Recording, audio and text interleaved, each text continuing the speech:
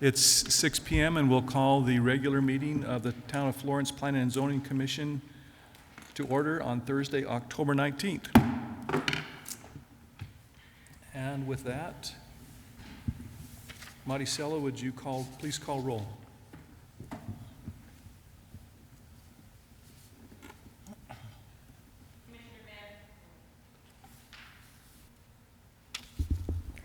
Commissioner Vanderstar will not be here tonight. Commissioner Capolongo? Present. Commissioner Pruill? Present. Vice Chair Adam? Present. Chairman Frost? Present. We have a quorum. Thank you very much. If you'd please rise, we'll have the Pledge of Allegiance led by Commissioner Capolongo. I pledge allegiance to the flag of the United States of America and to the republic for which it stands, one nation, under God, indivisible, with liberty and justice for all. Thank you. Next item on the agenda is a call to the public. Call to the public for public comment on issues within the jurisdiction of the Planning and Zoning Commission. Individual commission members may respond to criticisms made, may ask staff to review a matter raised, or may ask that a matter be put on a future agenda. However, members of the commission shall not discuss or take action on any matter during an open call to the public unless the matters are properly noticed for discussion and legal action. And with that, is there anyone here that would like to address the commission this evening? We do have one online. Okay. It looks like Courtney Ramirez. It's your time. Please give your full name for the record. Hi, Commissioners. Yeah, it's Courtney Ramirez, and I'm a resident here in town. And I wanted to bring something to your attention that I think is important for you guys to know. As you know, I've been very vocal about Western Crossing and Centennial Park together, and the most important thing is the safety, okay?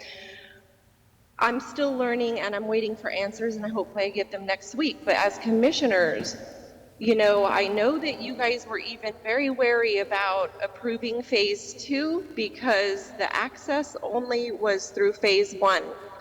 I also understand that Centennial Park, as it is non-compliant with emergency access with only one ingress and egress. So then we go along and let phase 1 start building of Western Crossing, and then you guys approved phase 2. Well, that piled way more homes on the already burdened Centennial Park for emergency access. So, and as we all know, you guys wanted, the conditions never made it to council, right? So, your stipulations and conditions. So, phase 2 emergency exit, the second one, goes through phase 1, but I understand that's going to be a locked gate that only emergency personnel can unlock. If there is a dire emergency in both neighborhoods, all 3 phases here, Centennial and 2 phases of Western Crossing, if we needed to evacuate in a mass manner, we wouldn't be able to. And so I know this situation is on the agenda for Monday's work session, but when these subdivisions come to mind, you guys also need to pay attention to the subdivisions that are already not compliant with 2 ingress and egress, especially for emergencies. You know, we don't want to see anybody die or hurt. And, you know, Harvey said he couldn't give me an honest answer whether we were compliant or not, that it wasn't a simple yes or no. Well, yes, it is, because we have codes that ultimately our fire marshals approve. So, like I said, I'm hoping to get more answers, but please be mindful of neighborhoods that are already not compliant with emergency access for vehicles, because now Centennial Park is extra hindered for an emergency due to Western Crossing. So that's all I wanted to bring to your attention, and I hope this stuff gets, you know, thought out better when you guys start approving all this other stuff coming, because nobody's life needs to be in danger in an emergency. Every second counts. Every second. Thank you very much. Good advice. Anyone else this evening? Maricel, I see someone else is in the queue as well. Robert De Los Heras? He has not raised his hand, and he's the applicant for the item on the agenda. Okay, very good, thank you. Seeing no one else jumping up, and we'll close the call to the public and move on to item number 5, which is a discussion approval/disapproval of the minutes of the regular meeting conducted on August 3rd, 2023, and I was not at that meeting, so.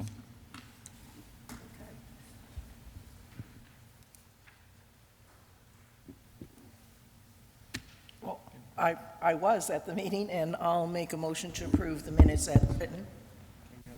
I'll second. We have a motion from Vice Chair Adam and a second by Commissioner Capolongo. All in favor, please say aye. Aye. Aye. Any disapprovals?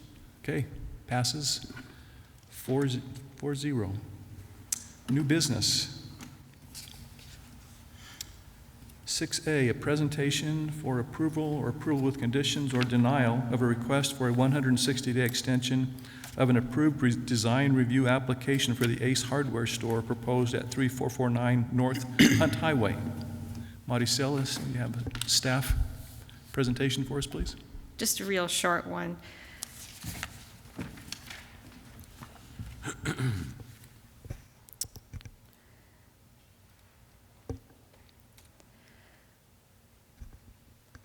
All right. The Ace Hardware and Anthem, their design review approval was last year, came in October 6, 2022. They've only now gotten their building plans together, so with the expiration of the upcoming expiration of their design review, they requested an extension of 160 days for that approval, and that is what I brought back tonight. The building plans they have are ready to submit. They just caught at the bad end of the year. But overall, nothing's changed. The parcel's still vacant. It's still zoned business highway commercial, or B2, and that's still an acceptable use, the hardware store that's going to be placed there. Site plan, nothing's changed. It's the same size building, same overall parking situation and landscaping, as well as that proposed gardens enter the outdoor one. Nothing's changed on that. As well as the exterior, this is still going to be the design. It's from another look. So still 21,979 square foot Ace Hardware with the outdoor garden center, 28 feet and 8 inches tall, which is less than that 40 feet. All the setbacks are to that, what is set for B2, 25 feet in the front, 10 feet on the side, 10 feet on the street side, and 10 feet in the rear. The building design, as you saw, same. It's all got that brick, the dark browns, as well as the reds that match what's already there in Anthem and what meets that marketplace look. And the metal awning is still going to be there to provide shade for the structure and the people. Lighting and landscaping, same exact as before. They will ensure that there's coverage to make sure that spillage isn't going outward. And the plans meet what's required for the marketplace, as well for what's in the Pinal low water usage. Signage will come later. They don't have a contractor for that yet, but that is going to be coming. Landscape plan is the same as before. And as noted in the last meeting, parking right here was taken out, as this is a major intersection coming in from Hunt Highway and from the Safeway area. So there is 5 parking spaces less than what's required, but due to that safety part and the shared parking that's within the whole marketplace, we allowed that lack of 5 spaces. Overall, staff did find this the same. The extension should be approved, as we found, as it meets the Anthem Plan Unit Development, as well as our town code. We do have the same conditions as set in the first design review. So within the 160 days, though, this time, the extension will go away. And with that, the Planning and Zoning Commission may move to approve with conditions, or deny the requested extension of the design review approval. We do have the applicant here and the attendee online, if there are any questions. Thank you, Maricela. Commission members, any questions or No concerns? questions? on No, this? I'd make the motion. I think we're just tickled, as usual, that this is coming forward, and glad to see it happening, and I will entertain a motion. Yeah, I'd make the motion that we go ahead and approve the request to extend the, as requested. I'll second. Okay, we have a motion from Commissioner Pro and a second from Commissioner Capolongo for an approval of this. All in favor, please say aye. Aye. 4-0. Well, we're good to move forward on that, Maricela. Perfect. I'm probably going to slash your last name, Robert de Rosieres. And we appreciate you being here and accessible to us using technology, and look forward to a successful project with you. Yes, can everybody hear me? Yes. Yes. Excellent. Yeah, I want to thank the commission for granting the extension. We're excited to proceed with the project, and thank you all for making this easy for us today. Thank you. Okay, with that, item number 7 is, the issue is economic development north along Felix Road. That was a request, I believe, that Commissioner Pro had asked for, to give some insights on that. So along Felix, there is Mesquite Trails. We have, which is a half subdivided, no. It is platted, parcels 1 through 7.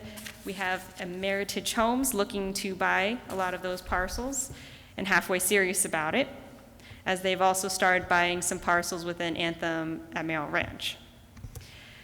As for the El Dorado section, they don't have much planned right now, and that's the east side of Felix in the Anthem area. We don't have anything going in there right now, no plans. And kind of along Felix, we don't have many plans for other things to go in at this time.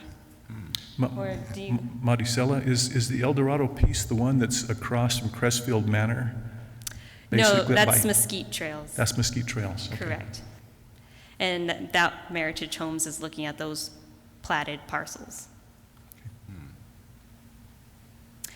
Were there any specific?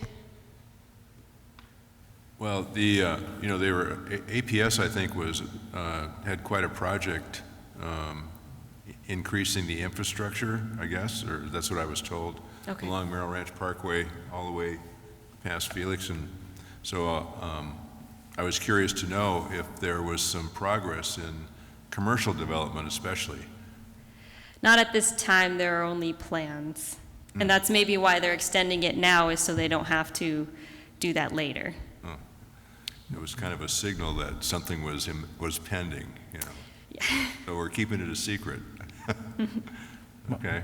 No Costco's, not Correct. yet. Maricela, my memory's not good enough, but between Hunt Highway going north up to Heritage, in that segment in there, is there any commercial, or is that all residential? Right now, all of that is residential. Okay, that's what I thought. But I do know we had some people looking just beyond our boundary at possible Fry's Marketplace, but it was just outside our boundary, so I couldn't really help them on that one.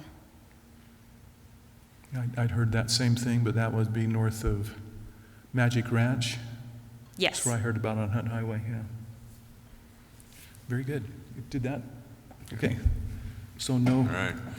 no real economic development in that area. Number 8 is Western Crossing update. Do you want to do that one, Harvey? or- Yeah, go ahead. Here.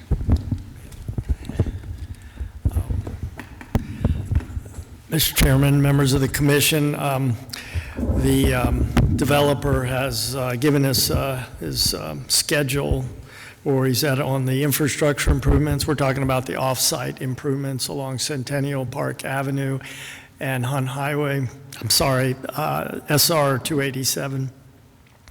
So if you've noticed, if you've been by there, they've started grading along the north side of the right-of-way.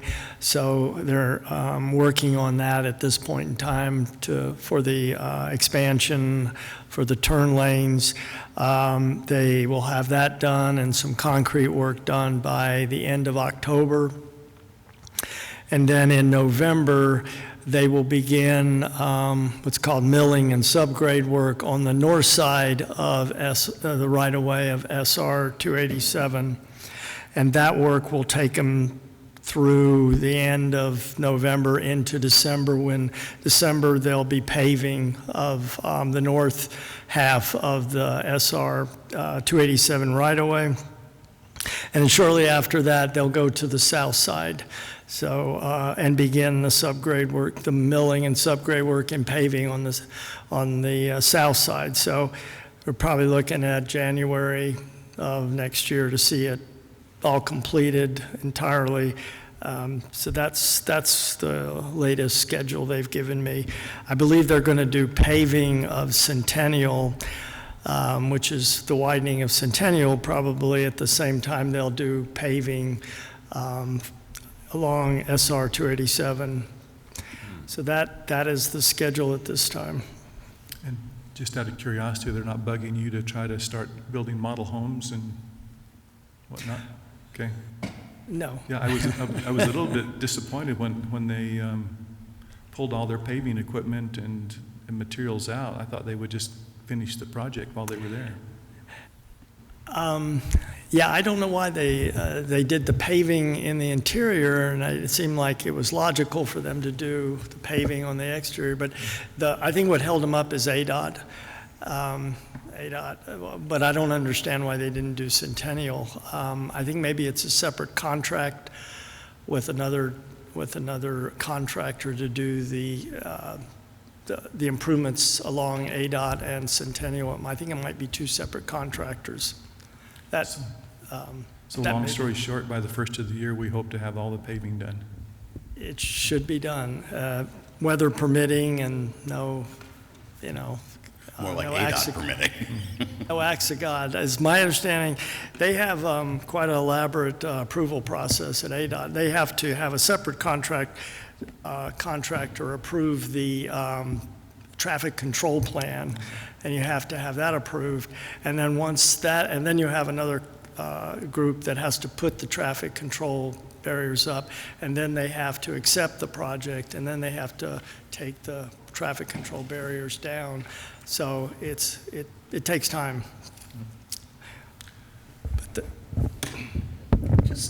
So I understand, it sounds like 4-Star won't be complete with the off-site improvements for 87 until February-March timeframe.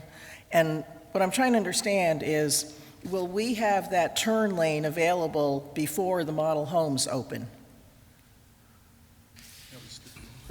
Yeah, I'm just making sure. I believe so. Yes, I believe so, yes. That's my understanding. So, All the improvements should be done by the first quarter of 2024. They might not have, I know you quibble with the word, they'll be substantially Right. complete, where they'll actually be able to use the turn lane. but I was just trying to follow on all that discussion about ADOT. Are we saying that when 4-Star completes this construction, it still can't open until ADOT approves it? ADOT has to accept the improvements. Basically, that doesn't mean, they're going to be inspecting it along the way, but once it's all completed, they have to go through and determine whether they met the specs. They gave them plans, they meet the specs, then they sign off on it. That's the process. So that will happen before the model homes? It should, Okay. well, that's what the requirement is. Thank you. Yep. Very good. Future agenda items. I have one. We keep hearing bubblings and and rumors about the big development happening south of 287, that's 1,600 acres or something out there. At a future, next time we meet, can we get an update on kind of where that's at, and Yes. to kind of dispel the rumors and add some facts to it?